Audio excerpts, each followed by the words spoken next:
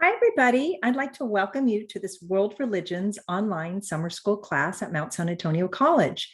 This is a 6-week accelerated asynchronous course, so you do not have to meet me on Zoom. You could enjoy the summer at home with family and friends and beach time and picnics, as long as you squeeze in some time for this course, hopefully daily, but certainly several times a week. So what we've done is we've taken a 16-week course and put it into 6 weeks. So it does move fast, as you would expect, but hopefully in a reasonable way and with topics you will find very enjoyable. So let me first introduce myself, and then I'll introduce the class to you and then tell you how to get started. My name is Dr. Andrea Diem. I've been teaching at Mount SAC for many years now. For the last 5 or 6 years, I've been department chair. I have a PhD in this subject. It is one of my favorite subjects to teach. I also teach ethics online as an asynchronous, and I welcome you to take that class in the near future. If you've enjoyed this one, that is, I hope hopefully you will. Okay, so introducing the class to you. So the class is, as a world religions class, we can't cover every world religion. I mean, every religion. We could cover a lot of the world religions. These are religions that are located all around the world and in very large numbers. And so that would include Eastern religions and Western religions. The Eastern religions that we look at, we start with Hinduism, and we learn about just the diversity within the Hindu tradition. It's so amazing, and all the very cool concepts within it. We also learn about a smaller religion from India, but absolutely one of the more interesting and fascinating ones. A lot of students really love this religion. It's called Jainism, and you can also pronounce it Jainism. We learn about Buddhism, and I have a lot of students that have a background in Buddhism, and a lot of the students have heard about it, but don't know much about it as well. Buddhism is so inspiring, so I think you'll just love that. And then we also learn about Sikhism. And Sikhism, a lot of students are familiar with the Sikhs because they've seen the turbans and the beards, but they're like, what is that religion? That's from northern India, from the Punjab. And I've been to India 5 times. I just love Indian traditions. And so Sikhism is another of our Eastern religions. We touch a little bit on Chinese religions, but don't spend too much time. We're very limited. We can't cover every aspect of all religions. African religions, we don't have time for, but I encourage you to research those on your own, and you can also earn extra credit by doing that. And then when we get to the Western religions, we have 3 major Western religions, and we have Judaism, Christianity, and Islam, and we cover all 3 of those. We also dabble in a little bit of Islamic Sufism, which is the mystical branch, or not branch, but aspect of Islam.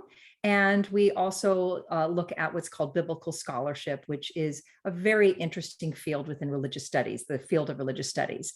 Now, this course is not a theology course. It is not a course where you need to believe in God, to believe in religion. You could be an agnostic, you can be an atheist, or you can be religious. It does not matter. This is an objective, academic, secular course, and we're studying it kind of like anthropologists, cultural anthropologists, or historians. So hopefully you enjoy that. And having introduced the course to you, now I'd like to introduce how it's set up for you on Canvas. So it's set up where everything in the course is embedded in Canvas. All of the readings are embedded. All of the films are embedded. There is no textbook to purchase. There are no outside links to click onto. Everything is found within Canvas.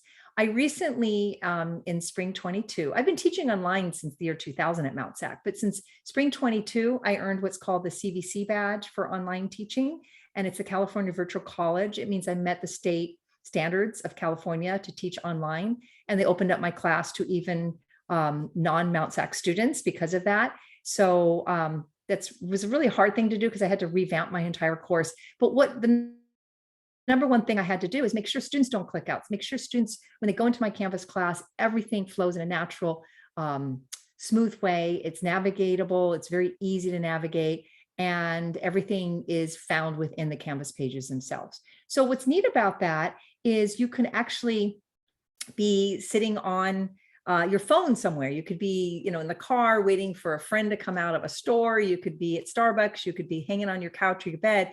And any mobile device, when you pull it up and you have the Canvas app on there, the course pulls up very beautifully on that. And you could read the articles just sitting there. You could throw in 15 minutes. Hey, I've got 15 minutes to spare. I'm going to read on my phone or your iPad. You could watch videos through Canvas app that way as well. All of my course videos are there. So you don't actually have to be sitting at a computer. There are a couple times you do need to be on a computer and only computer for this class. And that would be when you're taking the quizzes, that needs to be on a computer. It just works best. I mean, taking it on the phone is not a good way to go.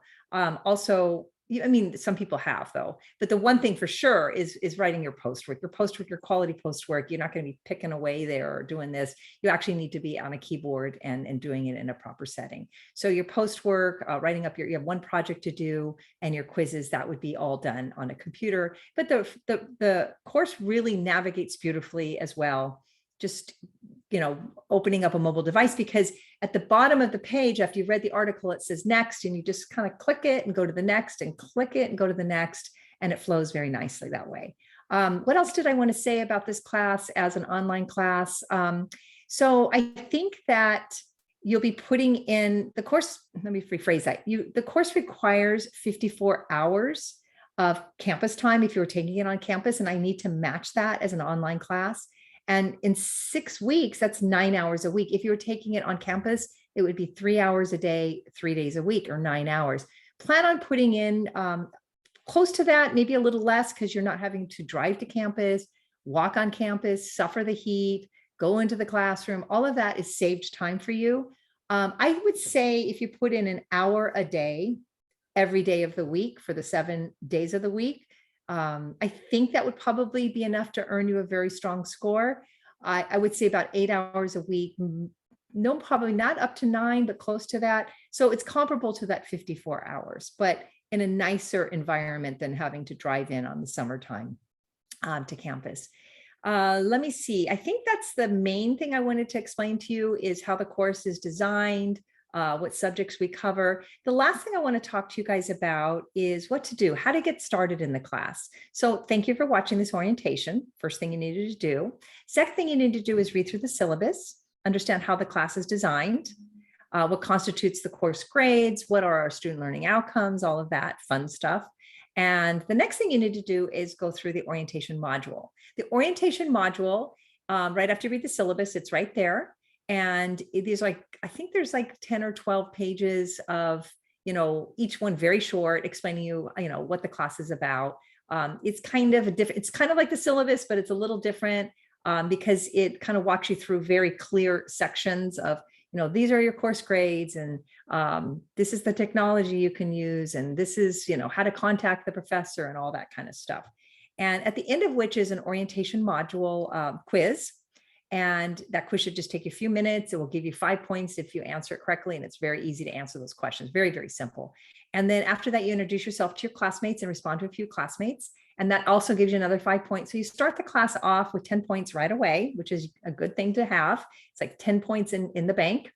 And also in week 1, we cover 2 lesson plans. There's 12 lesson plans in the 6 weeks, so 2 a week. Each lesson plan is a different topic. A set of reading goes with it, a little lecture goes with it, some films go with it, and a post question goes with it.